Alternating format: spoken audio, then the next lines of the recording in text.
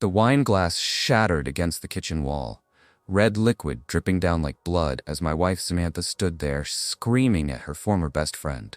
"You fucking backstabber! How could you do this to me?" Madison didn't even flinch. She just looked at Sam with those cold blue eyes and said, "The same way you did it to Marcus for 4 years. Except I'm not hiding it." I leaned against the doorframe, arms crossed, watching my cheating wife have a complete meltdown because karma had finally caught up with her. But the strategic revenge I had planned was just getting started. And what Sam would try in pure desperation later would shock even me. This is the story of how I turned the tables on my unfaithful wife and ended up with the woman who actually deserved my loyalty. My name is Marcus Thompson, and 6 months ago, I thought I was living the perfect American dream. Sam and I had been married for 16 years, met back in college when she was studying communications, and I was grinding through my engineering degree. She was the life of every party. I was the guy who actually showed up to class. Somehow, we just clicked. We built what looked like an incredible life together. Beautiful house in Austin, 2 amazing kids, Chloe who's 13 and Tyler who's 11. I busted my ass as a senior project manager at a tech company while Sam worked in digital marketing. From the outside, we had everything: successful careers, happy kids, the whole suburban dream package. But dreams, as I learned the hard way, can turn into nightmares real fucking quick. The discovery happened on a random Tuesday night. I was updating our family calendar on Sam's laptop when a Slack notification popped up. Not from her work Slack, from a personal account I didn't even know existed. The preview showed a message from someone named Brandon TX with a kissy face emoji. My blood went cold as I clicked into that conversation. Months of messages, sexual texts, meetup plans, photos I never should have seen. But the timestamp on the first message made me want to punch something. It was from 4 years ago. 4 fucking years of this secret digital affair. I scrolled through message after message, watching my marriage dissolve in real time. Hotel room numbers, work conference lies, weekend girls trips that were actually rendezvous with this Brandon asshole. While I was working 60-hour weeks to pay for our lifestyle, Sam was living a double life I knew nothing about. The worst part? Reading her messages about me. Marcus is so clueless she'd written just 3 weeks earlier. He actually thinks I'm at a work retreat. Meanwhile, I'm here with you wishing we could just run away together. When Sam came home that night around 11 p.m., supposedly from a client dinner, I was sitting at the kitchen island with her laptop open, that Slack conversation displayed in all its toxic glory. She walked in chatting about her fake dinner, then saw the screen and froze. For about 10 seconds, we just stared at each other in complete silence. "Marcus, I can explain. This isn't what it looks like." 4 fucking years, Sam. 4 years of lying to my face. She immediately scrambled into damage control mode.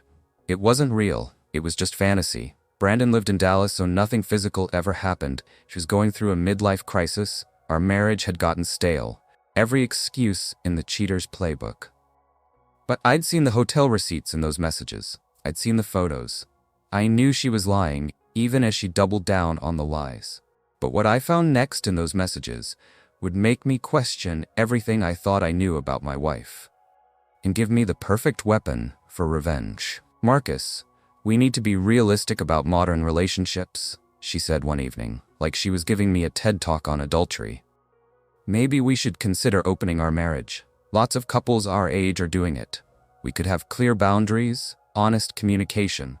I stared at her like she'd grown a second head. "You want to legitimize your affair? It's not an affair if we're both honest about outside relationships. We could set rules, schedule time, make it work for both of us. The only thing I want to make work is our divorce." That's when Texas family law gave me a reality check that nearly broke me. My attorney, Jennifer Walsh, laid out the brutal truth. In a no-fault state, Sam's affair was basically irrelevant. She'd likely get primary custody of the kids, keep the house, and I'd be writing alimony and child support checks while living in some sad bachelor apartment. Texas courts don't really care about infidelity anymore, Jennifer explained. What they care about is maintaining stability for the children. And unfortunately, that usually means the status quo, Kids stay with mom in the family home. But I wasn't going down without a fight. If the system was rigged against faithful husbands, I'd have to get creative about leveling the playing field. I started building my case methodically. Every time Sam chose Brandon over family time, I documented it. Every school event she missed for a work emergency that coincided with his visits to Austin, every lie she told the kids about where she was going, all of it went into a growing file of evidence. More importantly, I became the parent I should have been all along. I started taking Chloe to school every morning, helping Tyler with his math homework every night, attending every soccer game and band concert. I wanted everyone to see who was really prioritizing these kids. "Dad, you're like always here now," Tyler said one afternoon when I picked him up from soccer practice. "Mom used to forget sometimes." "I'll never forget you, buddy. You and Chloe are the most important things in my life." "More important than work?" Chloe asked, genuinely curious. "Way more important than work, sweetheart. I also started working on myself, hit the gym hard, updated my wardrobe, bought a motorcycle I'd been wanting for years. For the first time in decades, I was rediscovering who Marcus Thompson was outside of being Sam's husband and the kids' ATM. The transformation didn't go unnoticed. "Dad, you seem different lately," Chloe mentioned one evening while we were cooking dinner together. "Like, happier or something." "I'm figuring out what's important, sweetheart. You and Tyler are everything to me." What I didn't mention was that I was also figuring out my feelings for someone else. Someone who was about to turn Sam's world completely upside down. But Sam's reaction when she found out at 1830 was absolutely insane. Madison Chen had been Sam's best friend since their sorority days at UT. They'd been each other's maid of honor, vacationed together, maintained a tight friendship for almost 2 decades. Madison was stunning, a successful architect with silky black hair, sharp green eyes, and a confidence that filled every room she entered. She was also recently divorced from her own cheating husband, though I didn't know that part yet. It started when Madison came by on a Saturday to return some books Sam had loaned her. The kids were at their grandparents', and Sam was predictably working. Code for meeting Brandon, who was in town for the weekend. "Where's Sam?" Madison asked when I answered the door. "At work," I said, making my sarcasm obvious. Something in my tone made her pause. Madison wasn't stupid. She'd probably noticed the tension in our house lately. "Marcus, is everything okay?" We ended up talking on the back deck with a couple of beers. Maybe it was the genuine concern in her voice, or maybe I was just tired of carrying this burden alone, but I found myself opening up to her. "She's been having an affair," I said quietly, "for 4 years. Madison's beer bottle stopped halfway to her lips. "What?" "Some guy named Brandon in Dallas. I found their messages a month ago." "Holy shit, Marcus. I had no idea. She never said anything, never acted." Madison set down her beer and looked at me with what might have been respect. "How are you handling this?" That conversation went until 3 a.m. We talked about everything: her recent divorce from her own unfaithful ex, my situation with Sam, our kids, our dreams that had gotten derailed by other people's selfishness. For the first time in months, I felt like someone actually understood what I was going through. Over the next few weeks, Madison and I started texting. Nothing inappropriate at first, just 2 friends supporting each other through similar situations. But there was definitely chemistry building between us. She'd send me funny memes during my lunch breaks. I'd text her encouragement before big architectural presentations. We discovered we both loved hiking, had the same taste in movies, and could talk for hours about everything from engineering to art to raising teenagers. Our first official coffee date felt like coming alive after being dead for years. Madison was brilliant, funny, and had this way of making me feel like the most interesting person in the world. Where Sam had become entitled and dismissive, Madison was grateful and engaged. Where Sam made me feel like I was never enough, Madison made me feel like I was everything. "You know what I find attractive about you, Marcus?" she said during one of our coffee meetings. "You're a real man. You work hard, you put your family first, and you don't make excuses for people who don't deserve them." The contrast with Sam was stark, but I was careful. I wasn't going to make the same mistakes Sam had. If this was going to develop into something more, it would happen the right way. 6 weeks after that first conversation on my deck, Madison and I had our first real date. We went to a rooftop bar downtown, somewhere we wouldn't run into anyone from Sam's social circle. "I have to ask," Madison said over her second glass of wine. "Are you sure about this? Sam is my oldest friend, and if she finds out—" "Madison," I interrupted, reaching across the table to take her hand. "Sam made her choice 4 years ago. She chose Brandon over our marriage, over our family, over me. I'm done putting her feelings first when she's never put mine first." That night, we went back to her place and talked until sunrise. We didn't sleep together. We both agreed we weren't ready for that step yet. But we kissed, and it was like electricity after years of numbness. "I haven't felt this way since college," I admitted as we stood on her doorstep. "Neither have I," she whispered back, "and we deserve to feel this way." She was absolutely right. After years of being taken for granted, lied to, and betrayed, I deserved to be with someone who actually chose me. But Sam's lawyer had one final desperate move that nearly derailed everything. Madison and I took things slow, but our connection deepened quickly. She understood my situation with the kids and never pressured me to choose between her and them. In fact, she encouraged my relationship with Chloe and Tyler. "They're lucky to have a dad who fights for them," she told me one evening. "My ex never fought for anything except his right to sleep around." We had dinner twice a week, went hiking on weekends when I didn't have the kids, and talked every night after they went to bed. Madison became my confidant, my supporter, and slowly the person I looked forward to seeing most. Meanwhile, Sam continued her affair with Brandon, apparently believing I was just going to accept our new open marriage arrangement indefinitely. She'd come home from her dates with him and act like nothing had happened, like we were just roommates sharing expenses. "How was your meeting?" I'd ask when she'd roll in at 1 a.m. on a Thursday. "Productive," she'd reply, not even bothering to lie convincingly anymore. The disrespect was unbelievable, but it was also liberating. Every time she chose Brandon over our family, she was building my divorce case for me. Every lie, every missed dinner, every fake work emergency was ammunition. After 3 months of secretly dating Madison, Sam started getting suspicious. I was happier, more confident, and completely uninterested in her emotional manipulation. I'd stopped asking where she was going or when she'd be home. I'd stopped fighting with her about Brandon. "You're acting weird, Marcus," she said one Thursday morning. "It's like you don't even care anymore." "I don't," I replied, not looking up from my coffee. "You made it clear that Brandon is your priority. I'm just focusing on mine." "Which is what exactly?" "Our kids, my work, my life." That weekend, Sam decided to host a wine night at our house. Madison was coming over with 2 other friends for gossip and girl talk. I planned to take the kids to my parents' house and give them space for their drama. But Tyler came down with a fever at the last minute, so I stayed home to take care of him while Chloe went to her grandparents'. I was upstairs with Tyler when I heard Madison's voice in the living room below. "Sam, we need to talk." I heard her say, "There's something you should know." My heart stopped. This wasn't how I wanted Sam to find out, but Madison had been struggling with the guilt of keeping our relationship secret from her oldest friend. "What's wrong?" Sam asked. "You look serious." "I'm seeing someone," Madison said. "Someone you know." There was a long pause. "Who?"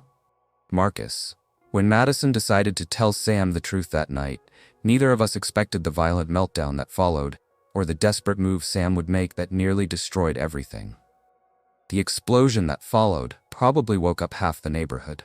Sam started screaming, calling Madison every name in the book, accusing her of being a backstabbing whore who seduced her innocent husband. "You fucking bitch!"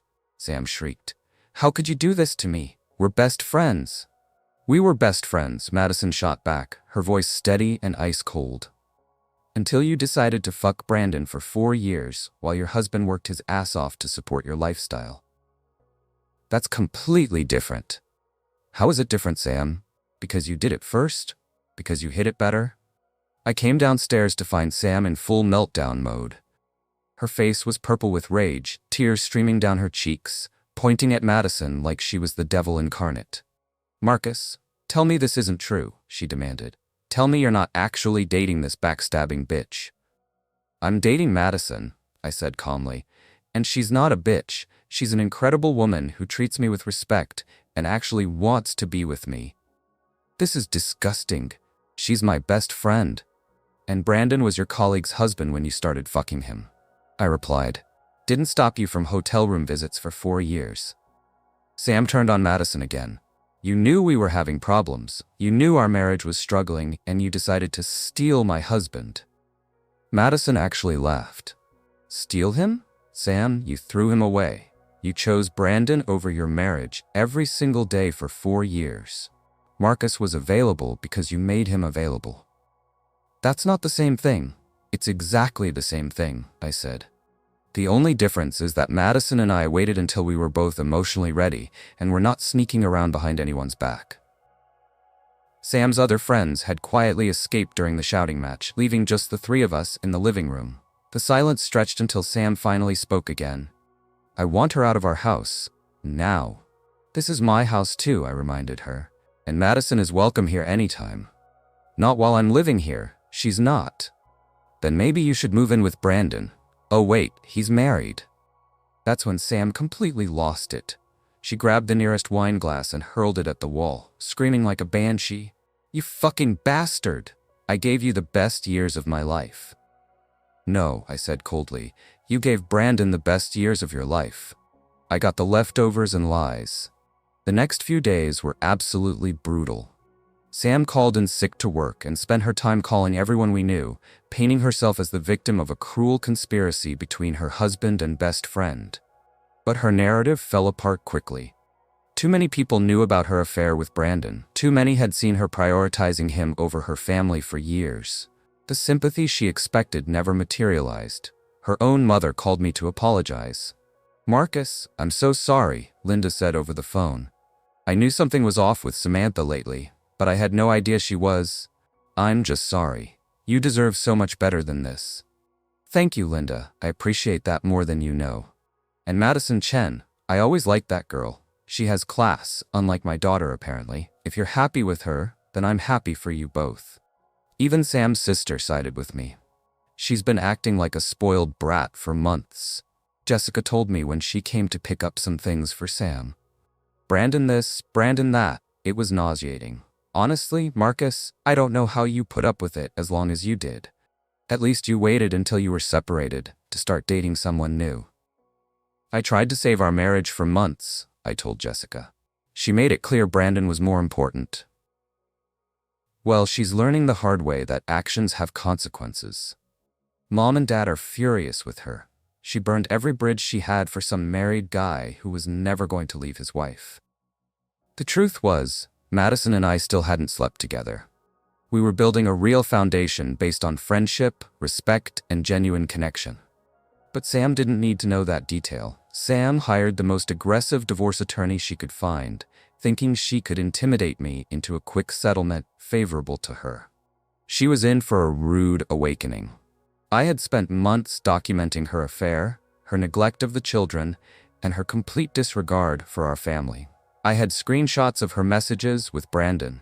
I had credit card records showing hotel charges during her fake work trips. I had testimony from teachers about which parent actually showed up to school events. Most importantly, I had the kids' own words about how much happier and more stable they felt when it was just the 3 of us. Your client has made this incredibly easy for us, my attorney Jennifer told Sam's lawyer during our first mediation session. We have 4 years of documented evidence showing she prioritized her affair over her children's well-being. My client's personal relationships are irrelevant in a no-fault state, Sam's attorney argued weakly. Her systematic neglect of the children is absolutely relevant when determining custody, Jennifer shot back. And we have comprehensive documentation of that neglect spanning multiple years. The mediation broke down within 2 hours. Sam's lawyer pulled her aside and had what appeared to be a very serious conversation about the weakness of their position. What Sam didn't realize was that her affair had given me the ultimate advantage in our custody battle. The moral high ground, backed up by hard evidence. While she'd been playing house with Brandon, I'd been the primary parent for months without even realizing it. I was the one getting the kids ready for school every morning while she slept off her late nights out. I was the one attending parent-teacher conferences while she was at business dinners with her lover. I was the one helping with homework, driving to activities, and putting them to bed with stories and hugs. The kids themselves made it crystal clear where they wanted to live. "Dad, do we have to spend half our time with Mom?" Chloe asked one evening while we were making dinner together. "She's never really here, even when she's physically here." "We'll figure it out, sweetheart. But no matter what happens, you and Tyler are my absolute top priority." When the court-appointed child advocate interviewed the kids, their preference was unmistakable. They wanted to live with me full-time and visit their mother on weekends, if that. "Dad actually listens to us," Chloe told the advocate. "When Mom's home, she's always on her phone or distracted. Dad helps with homework and comes to all our stuff." Tyler was even more direct. "I want to live with Dad and Mom M. They make us feel safe and happy. Mom makes us feel like we're bothering her." The children have expressed a strong and consistent preference for remaining in their current living situation, the advocate reported to the judge. They demonstrate significantly more emotional stability and security in their father's primary care. The children also expressed genuine affection for their father's new partner, whom they view as a positive maternal figure. Sam's attorney tried to argue that the kids were being manipulated by me, but the advocate shut that down quickly. These children are articulate and clear about their feelings. There's no evidence of parental alienation, quite the opposite. They simply prefer the more stable, attentive environment. As the divorce proceedings continued and it became obvious that she was going to lose big, Sam became increasingly desperate. She tried everything to win me back and salvage her reputation. She broke up with Brandon publicly, posting on social media about how she'd made mistakes and wanted to focus on her family. She started showing up to the kids' activities, playing the devoted mother role for anyone watching. She even cornered Madison at the grocery store one Saturday morning. "You need to end this thing with Marcus," Sam demanded. "We're trying to work on our marriage, and you're making it impossible." Madison called me immediately. "She actually thinks you're going to take her back," she said, genuinely amazed. "The delusion is absolutely unreal." "What did you tell her?" "I told her that ship sailed 4 years ago when she decided Brandon was more important than her family." "Wait, it gets worse." Sam tried one final desperate move that shocked everyone. She showed up at my office with divorce withdrawal papers, begging me to give our marriage another chance. "Marcus, please," she said, literally getting on her knees in my office lobby. "I made a terrible mistake. I'll do anything to fix this. I'll cut all contact with Brandon. I'll go to therapy. I'll be the wife you deserve. Just please don't leave me with nothing." The security guard was staring.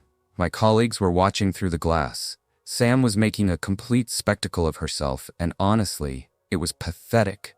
"Sam, get up," I said quietly. "You're embarrassing yourself." "I don't care," she screamed, still on her knees. "I'll embarrass myself every day for the rest of my life if it means saving our family." "You should have thought about that 4 years ago," I said, walking toward the elevator. "We're done, Sam. Accept it." She followed me, still crying hysterically. "I know you still love me. I know there's still a part of you that wants to make this work." I turned around and looked at her. Really looked at her. Red eyes, smeared makeup, desperate and pathetic. This was the woman I'd loved for 16 years? This was who I'd built my life around? "You're right," I said calmly. "There was a part of me that loved you, but you killed that part of me 4 years ago. What you're looking at now is just the corpse of our marriage." "But what about our family? What about the children?" "The children deserve better than watching their mother lie to their father every single fucking day. They deserve to see what a healthy, honest relationship actually looks like. And thanks to Madison, they're getting that." In the end, I got everything I'd fought for. Primary custody of Chloe and Tyler. The house, and Sam had to pay ME child support, since her digital marketing manager salary was actually higher than mine. She got her car, half our savings, and the right to see the kids every other weekend. 2 weeks later, the ultimate kicker came. Brandon dumped her. Turns out he was never planning to leave his wife. He'd been stringing Sam along for 4 years while having affairs with multiple other women. When his wife finally found out about his cheating, she gave him an ultimatum, and he chose his marriage over his side pieces. I actually found out the details from Brandon's wife, who called me out of the blue one Tuesday evening. "Marcus, this is Jennifer, Brandon's wife. I think we need to talk." "I'm listening." "I found out about the affair last month. I'm divorcing him, but I wanted you to know. Your wife wasn't the only one. There were at least 3 other women he was seeing during your marriage. She was just one of many." The information hit me like a truck. Sam had thrown away our 16-year marriage, our family, our entire life together for a man who was playing her the entire time. "She really thought she was special to him," Jennifer continued. "When I confronted Brandon, he laughed about it, said she was needy and delusional, and that he never took her seriously. Sam was left with absolutely nothing. No husband, no boyfriend, no kids, and no best friend. She'd burned every bridge in her life, chasing a fantasy that never existed in the first place. I heard Brandon went back to his wife and blocked Sam on everything. Madison told me over dinner one night. She's been posting passive-aggressive quotes about fake people and betrayal on Facebook. The irony is absolutely incredible," I said. "She's angry about being betrayed by someone she was helping him betray his wife with. Karma really is a beautiful thing to watch." 8 months after our divorce was finalized, Madison and I moved in together. The kids absolutely adored her. She treated them like her own and never tried to replace their mother or create drama. "Madison's teaching me how to do French braids," Chloe announced one morning at breakfast. "Mom never had time for stuff like that. She was always too busy or too stressed." "And she's helping me build a robot for science fair," Tyler added enthusiastically. "She actually knows about engineering and electronics. Mom would just tell me to ask Dad about everything. Plus, she makes the best pancakes," Chloe continued. "And she doesn't get mad when we spill syrup or make a mess. She just laughs and helps us clean up." Madison smiled at me across the breakfast table. "These kids are amazing, Marcus. You did an incredible job raising them." "We're doing an incredible job," I corrected. "They're ours now." Madison and I got engaged on the 1-year anniversary of our first official date. The proposal was simple but perfect, just the 4 of us at our favorite hiking spot, with the kids helping me surprise her with the ring.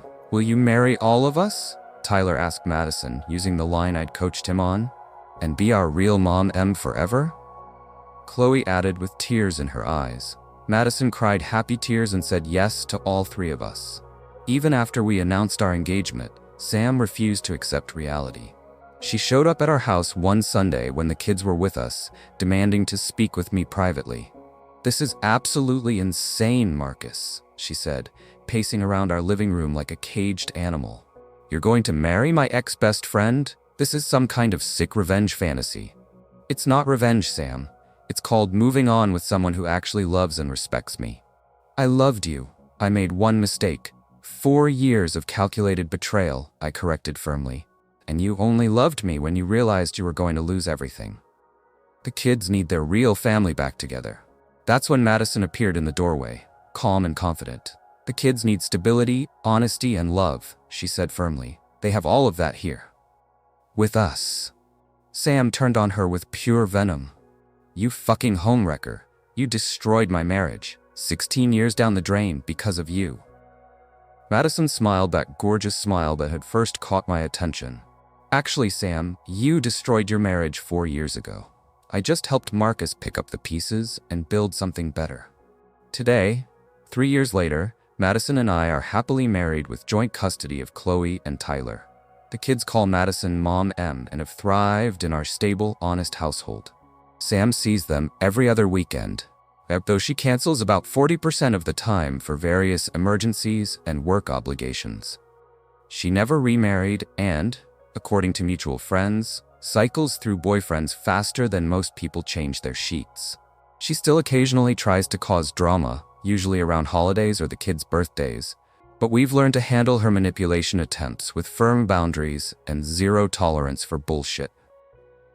"Dad?" Tyler said to me last month while we were working on his science project. "I'm really glad you divorced Mom." "Why's that, buddy?"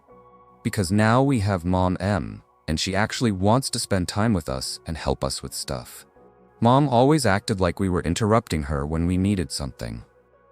Plus, Chloe added from the kitchen where she was baking cookies with Madison, Mom never lies to us. When she says she'll be somewhere, she's always there. Mom used to promise stuff and then cancel for work stuff that wasn't really work. The wisdom of children never ceases to amaze me. They see through bullshit faster than any adult. The best revenge isn't destroying someone's life. It's building a better one without them while they destroy themselves. Sam thought she could have her cake and eat it too, playing the devoted wife while fucking another man for 4 years.